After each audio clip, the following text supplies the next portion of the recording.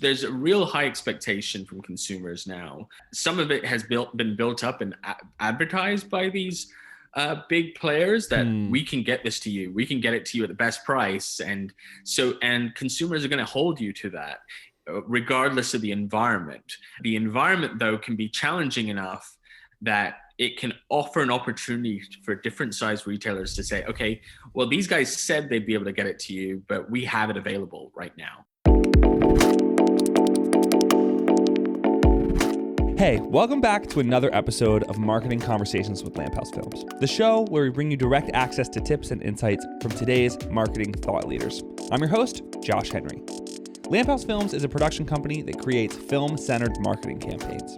Our passion, both in our commercials and on our show, is to help companies create marketing that is honest, beautiful, and effective. In this episode, we're joined by Vivek Pandya, a senior digital insights manager at Adobe. You probably know Adobe from their creative cloud programs like Photoshop and Premiere, but they also offer a robust analytics service that provides insight on things like consumer spending, pricing trends, and popular services. We have seen marketer after marketer come on the show and talk about the importance of analytics in order to anticipate and meet consumer needs.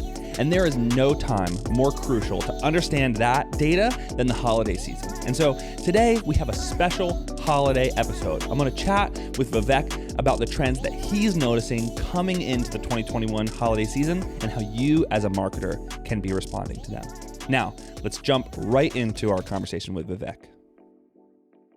So I think that over the past year, over the past 2 years, we've seen a lot of changes in the way that selling is happening, especially selling online. I think that people like me, I think all of us can sort of feel it. All of us can sort of sense that everything is changing. But I imagine that from all of the things that you're seeing and analyzing, you maybe have a little bit more concrete a look at the way things are moving right now. Yeah, I would say we've been in this space for a while, tracking online's evolution and in terms of spending by consumers online and their behaviors and how they think of what they want to purchase online versus what they want to do kind of traditionally in brick and mortar and offline. And for us, it's been really fascinating to see just how quickly we've moved into this space where consumers are almost approaching buying like they do something like on-demand streaming and things like that. It's a very kind of instant. I need this. I need it to me as quickly as possible at the best price.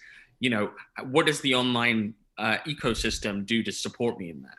And that's very different than this sort of incremental kind of growth of like, okay, I usually buy these types of items online. This is very much talking about like the early 2000s and people kind of dipping their toe into thinking like, oh, maybe I'll buy this online. Oh, that wasn't so bad. I got my product and it's what it was advertised to me as. But then now it's more, especially with things like the pandemic kind of driving things forward in terms of online by a couple of years. It's very much like, I need these things, these items, and I want that convenience. I want to be able to get these at good competitive prices. You know, what is available to me in order to get that? And so then all of a sudden things like grocery and, you know, these goods that need to be, you know, in your house within a couple of days, otherwise they kind of, you know, especially non-shelf stable goods, you know, you're going to have those delivered to you quickly, and online is supporting that. And it's been really fascinating to see consumers and their comfortability purchasing online. They've kind of gone from this sort of thinking of like, okay, my default is brick and mortar, and then I from time to time buy things online, to now we're in a place where we're going into a season where about $1 out of every $4 is going to be spent online. So when that happens, it's putting quite a lot of pressure on these retailers to provide really strong online experiences, provide a bit more of a hybrid experience where, you know, you can secure that good or that purchase online, but then if they offer buy online, pick up in store or curbside, you know, be able to support that because consumers are really gravitating to things like that. So all that is helping online kind of drive forward and push and reposition itself in the mind of the consumer as being, I want to see what's available online even before I've even thought about what I'm exactly going to Hmm. purchase, because I need to understand all the options in front of me. Hmm. Yeah, the streaming analogy is so good. I've never thought of it like that, but it is like this, it's this move towards instant. Like I want I want to be able to survey all my options immediately and then get it instantly. That Mm-hmm. is like changing things, pushing people to streaming, and is also the way that the online like landscape is changing. I hadn't thought about the whole, we do the buy online, pick up in store thing a lot. I don't know. Mm-hmm. I don't know why I'm doing that. It just feels more convenient. And Yeah. and now that we're coming into the holiday season, as you mentioned, what are some things that marketers should be expecting? What are some things that marketers should be preparing for with the new landscape?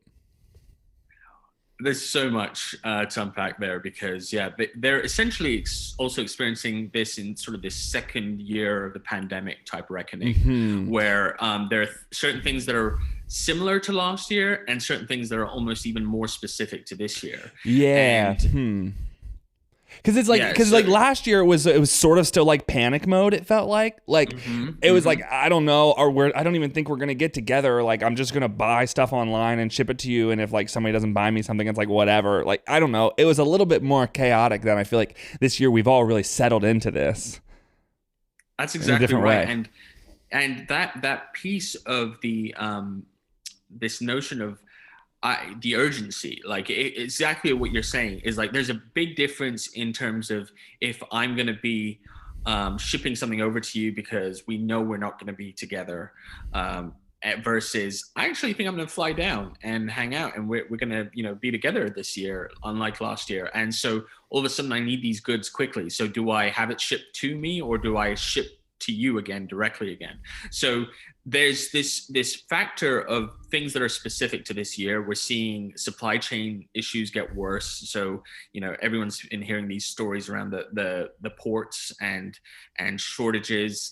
All that is something that's kind of top of mind for consumers and retailers. And so that's really driving a lot of early sales, early spend momentum, because everyone wants to get their goods on time. They want to avoid shipping delays and shipping costs. You had mentioned about like just naturally getting to the buy online, pick up in store, and curbside pickup. That is really been a factor of the pandemic, surging really heavily, because we would see a little bit of adoption of curbside pickup in previous years pre-pandemic. But then once the pandemic hit, it became very much like, how do I get these items to me as quickly as possible? There are things not on shelves. I need that peace of mind that I can get, lock in this sale and then be able to get it to me very Hmm. quickly.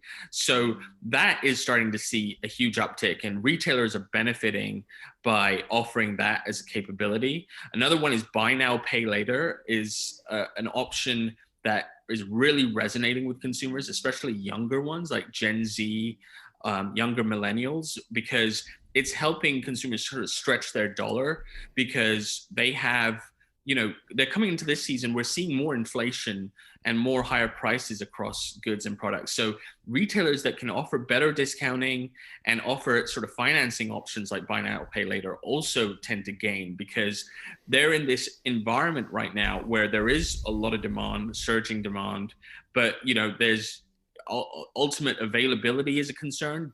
Do we have these products available? Does our competitor have them available? How do we lock in loyalty from a consumer standpoint Hmm. when really their focus is how do I get these goods and quickly? Hmm. So if you were working in direct to consumer marketing right now, what would be the main thing that you are thinking about going into the holiday season? For me, I would be thinking a lot about shipping and price.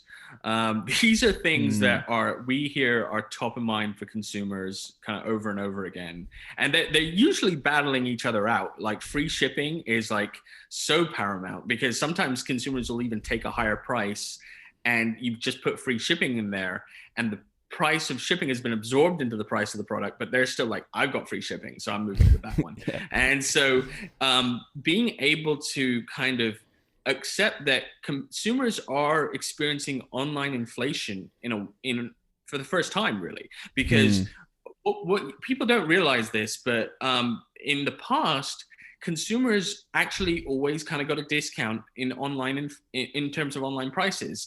That thinking, oh, it's available online, it's cheaper online. That used to be that conventional wisdom.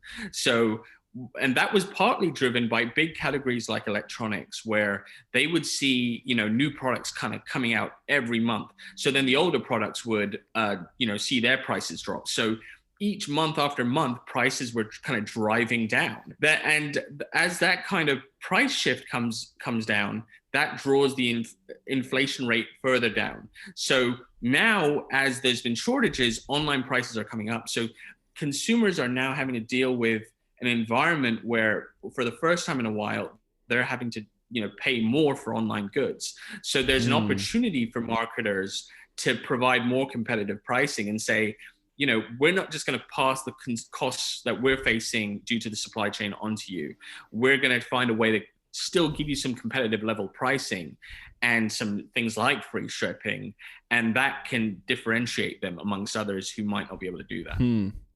So in all the chaos and everybody trying to stay competitive, what can, there was like a little shop that's owned by some friends of ours across the street from our office. And I was just there and they were talking about, as a small business, what this holiday season is going to be like. So what can people like that who own small shops, how can they stay in the game amidst all this? Well, I would say that, we've seen strong gains from small businesses in the past during the holiday season. So they have in previous seasons made inroads and efforts to try to take advantage of the opportunity that they have in terms of how locked in they are with the consumer base. There are certain consumers that prefer to shop at smaller retailers. They like putting their dollars towards businesses that size. So being able to cultivate those connections and say, we're here, we know that there's a lot of interest around holiday season buying. We've got things available, because the supply chain impacts different companies based on their basic configuration. If they're got a lot of their materials, if they were able to pre-stock up and are able to just build in the US and get their products out, that gives them an advantage, because that could be, there could be another larger retailer that, has a much different supply chain that requires, them to still be out of stock on certain items until a certain time period. So the availability of products is key. And so in some ways, smaller retailers might be able to have those products available and make consumers aware that they have that available. But then in other instances, they'll be able to say, look, we have these deeper relationships and loyal customer bases that have worked with us.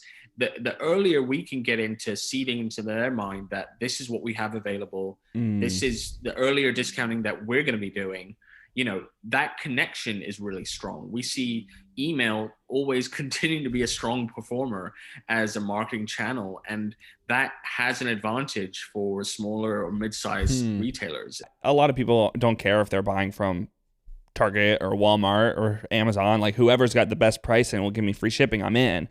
But if you have that loyalty, it's like, hey, if they have what I want, that company that I love, like that has a lot more clout than, the big box store. So just to come out early with that message of like, hey, the thing that you need, we have it and we can get it to you. It's such a simple message, but it feels like it's enough right now. Yeah, and the early piece is the key, because they're still, everyone's kind of reliant on this shipping infrastructure that serves small and large retailers alike. Whether the main carriers out there. So some companies can absorb these shipping costs better than others, and if you're a smaller retailer, you're going to want to be able to lock these purchases in with your consumer base as early as possible. We were banging the drum pre-Halloween to really get people thinking, it's time for a holiday season. It goes back to that streaming thing that we were talking about, is there's a real high expectation from consumers now that some of it has been built up and advertised by these big players that we can get this to you, we can get it to you at the best price, and consumers are going to hold you to that regardless of the environment. And the environment, though, can be challenging enough that it can offer an opportunity for different size retailers to say, okay, well, these guys said they'd be able to get it to you, but we have it available right now. Just stop by our retail front and get it. That can make a difference in this time period where consumers are experiencing a lot of uncertainty. Like we've been in this state of dynamism for quite a while. And while online, we were talking earlier about the evolution of online was kind of incrementally growing. It was taking more and more of a share of the consumers buying, time after time. Like it was, about $1 out of every $6 before. So it was slowly inching up and taking up more and more of the total retail pie. But then with the pandemic and just this explosion of consumers wanting things instantly and easily, and the offering of 1 day, 2 day shipping, all that sort of drove a lot of enthusiasm to say, I'm ready to buy online. What do you guys got for me? How quickly can you get it to me? And that's where retailers are now having to, follow up on that bargain and that deal and just say, we can make good on it, versus others who might, trip a little bit and have challenges in, making sure that experience is as great as it can be. Thanks for joining us for another episode of Marketing Conversations with Lamp House Films. Lamp House Films is a production company that creates film-centered marketing campaigns. If you want to chat with us about your next campaign or would like to hear more about what we do here at Lamp House, we would love to hear from you. You can reach me directly at josh@lamphousefilms.com or schedule a meeting right now using the link in our description. While you're there, click the link to get access to our bonus content. It is totally free. If you're on YouTube, make sure to click the subscribe button, and if you're listening on a podcasting platform, send us that review. It goes such a long way. Marketing Conversations is a production of Lamp House Films, produced by Lauren Zaire and Malia Irby. I'm your host, Josh Henry. Until next time, stay inspired and let's keep the conversation going.